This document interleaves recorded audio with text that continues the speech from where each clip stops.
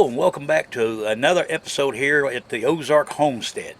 I'm going to bring you a little update on these stackable pots that I showed you in an earlier video. And one of the things that I figured out to try to do, now one of the pots I've got beans planted in, and I decided to plant beans in the one that's right here beside me. But it took almost 2 weeks for these seeds to germinate. So I came up with a pretty good little idea. Being in April here in the Ozarks, the temperatures fluctuate a lot.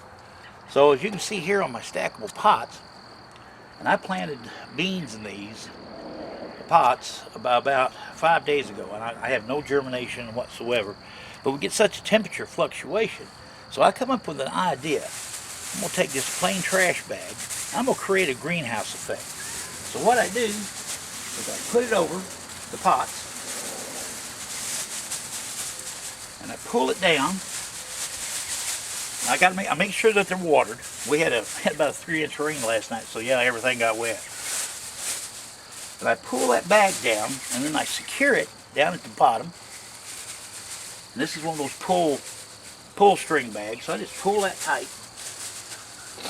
And now I've created a greenhouse effect. Now what will happen is the sun's going to come out, heat up this plastic, and that'll give you the heating effect that'll help germinate those beans. And then when they start to germinate, then I'll take the bag off and let nature just run its course. But that's something that I came up with, is just as an idea. We're going to give it a try.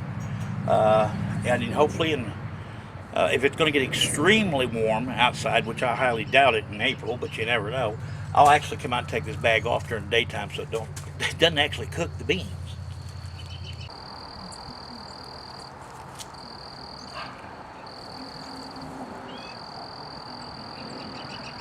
And just to give you a little update, here are the beans that I have in the other pots that have germinated.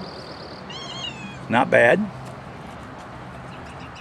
And hopefully we'll get the same kind of action out of that one over there. Of course, my lettuce, all my lettuces are looking really good. Putting on new growth, everything. I'm really proud of that. One of the other projects we're going to work on here at the homestead is our straw bales. And these are ready to go. They've been conditioned. And I was going to plant them today, but they're calling for possible frost this weekend. And we're going to do a whole video on how to do this as far as planting in and some things you got to do with straw bales, what you can plant in them, what you can't. But we're going to do some videos on that, and I'm really interested because this is the first year I've done it. So we're going to give it a whirl and see what happens.